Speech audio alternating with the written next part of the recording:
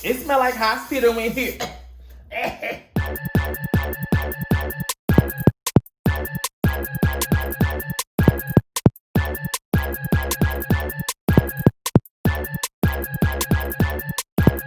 What's up, everybody? It's me again, and it's time to lean in, bitch. It's time for the Real Housewives of Salt Lake City, episode 12, child. I'm just playing, child. It's not episode 12, but it sure feel like episode 12 because these girls are really bringing it. I'm flabbergasted. I can't believe that, it's episode 2 and these girls already have so much going on, and I feel connected with them. Usually in these new shows, we spend a lot of time, usually the whole first season, trying to get to know who these girls are. But in this particular franchise, no, honey. I know who they are. I know who I like. I know who I don't like. And as a cast, they're perfect. I see no flaws. But let's not talk about that. Let's talk about the episode. Let's get into some things because this is a good episode. Let's talk about it. Now, I want to first start by saying that I apologize to anybody out there that I may have offended because last week I called Jen Asian and Korean. She is not Asian or Korean. She is Tongan, okay? Somebody tried to correct me in the comments, and I'm like, my bad. We all make mistakes. The episode continues from last week. Jen and Mary had their back and forth. Jen storms off. In the new episode, Jen is talking to Heather and the other girls in the back, and Jen is just going off. She's talking about how Mary is disrespecting her family. First off, I don't think she disrespected your family. I think she just said that it smelled like a hospital. I understand that your aunt may have had her legs taken away, but it's not like Mary, at least in this moment, she did not disrespect her family. Jen is going on and on and on. Heather's getting involved. Heather, stay out of it, girl. You got your own problems. You already can't handle Lisa. I would hate for you to have to go at it with Mary because you ain't going to win it either. And Mary leans in, child, her little wig levitates to the other room, and they're in front of Jen and Heather. And, first I'm like, Heather, why are you addressing Mary? Mary explains herself again. I'm like, and I think this time it became more clear, as to why she doesn't like hospitals and that it wasn't any disrespect. So I noticed that Jen's tone kind of calms down, but Mary is very calm. She's like, I don't do this. And I just want to say Mary is a very problematic yet unproblematic person. I say that because she truly is the definition of I said what I said. I don't think she meant any harm. I think she literally said or felt like it smelled like a hospital. She just could not take it. Now, in the current time and in her confessionals, obviously, I think she's making more fun of it with the whole throw up memes and stuff like that. But realistically, I think in that time, she didn't mean anything from it. So Jen, let it go, girl. Mary's trying to get out of it. She even apologizes. And Jen is like, no, I want her to stay and talk. Jen, girl, let go. Let it go. You don't want these problems. You just stormed off. At this point, you don't want to talk.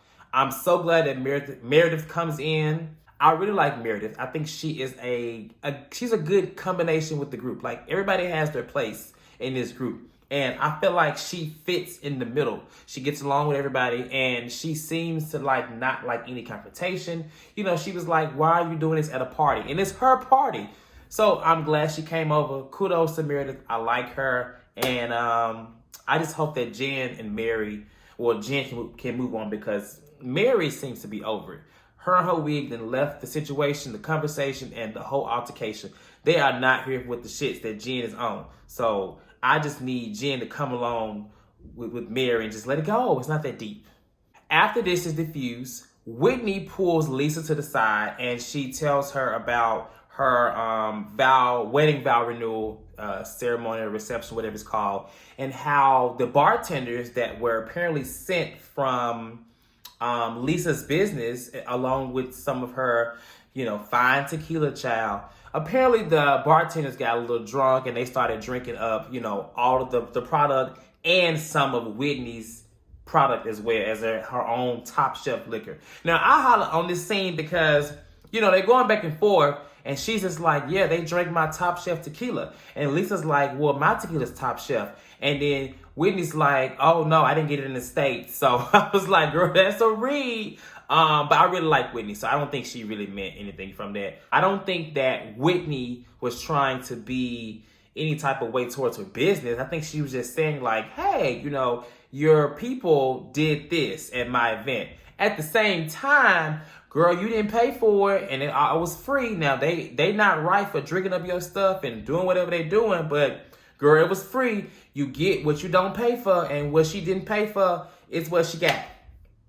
You got a free service, which means that it comes with a whole bunch of the mess, which is what it came with. So I see both sides. I still side with Whitney more because, I mean, girl, like, listen, I mean, ain't nobody coming for your business, Lisa. Like, your business is your business. Your liquor license is not going to get taken. That's just very dramatic, child. Ain't nobody came in and said that people was drinking underage. I mean, come on now. And it just seems like now they have a problem. So at this point, Lisa is beefing with cousin. She's beefing with Whitney and Heather. Baby Whitney said, look, I don't even drink that kind of tequila. I drink Casamigos. I keep that in the back. I'm like, yes, girl, I drink Casamigos too. I got some. I'm out of stock right now, but I get it. So in the next scene, Lisa's talking to her husband, and she's going on and on and on about losing her liquor license. And I'm like, girl, like, this is too much. Apparently she called Whitney and gave her some friendly words. But in the later scene, we find out that those words were not that friendly. Apparently, Whitney said she called and threatened to say that, well, if you're going to talk about my business and what I got going on, I'm going to talk about your business and air out your business or whatever she's saying. I'm just like, they should have really showed this scene because I really want to know what was said. Honestly, I'm still going to side with Whitney because I feel like Lisa is she seems like the type of girl. Her attitude, I feel like, it is very judgmental, but it's also like, I'm better than you. Like, I think that's how she feels. And I guess that's a very Mormon attitude. She is highly in the Mormon church. So maybe that comes with it, but I ain't really feeling Lisa like that. And if she really is coming at Whitney like that behind the scenes, I don't think that's cool. I think it was a really nice gesture for her to send over bartenders and send over liquor. But my question is, why wasn't she invited to the wedding? I think she said that to her husband. That's a little weird to me. Like, she sent up all this stuff, and why she didn't think to go to the wedding? I don't know. Maybe we'll figure out. I can't really understand their dynamic as a friendship, like Lisa and Whitney. But obviously there's something there because she sent over a product and bartenders. But honey, Lisa, that lady got a mouth on her. That lady said that Whitney had a wedding in the basement with stripper poles. I was like, Lord, these girls are reading and they are shady. And I love it. Moving back over to Whitney, we get to know a little bit more about her and her father. Now, I really like Whitney. I think she, they look at her, she talked about being a homewrecker, and she doesn't see herself as a homewrecker. She seems to be the girl that was crafted to be something perfect and be one way, but she kind of broke out of that.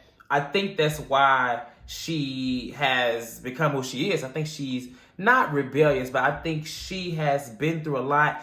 Judgment doesn't faze her, and it seems like she's been through so much that's made her so strong to where nothing anybody can say really hurts her. I really like her, and I like that she's so open about everything that she has done, especially being, doing things that's been against the religion and been against anything that she would usually stand for. Now, her father, aka Liza Minnelli, child, I don't know what's going on, Elvis, but I like the story. I'm glad she supported her father, but hey, I'd be a little scared watching him on the TV screen. But I do hope he get better. He just seems a little dark.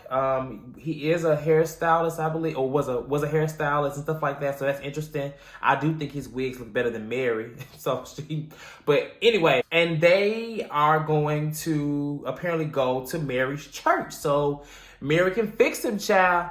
So look, I'm here for it. If he here for it and Mary here for it, I can't wait to see it. Rewind to last week, we talked about Meredith and her husband and why he's never really there, right?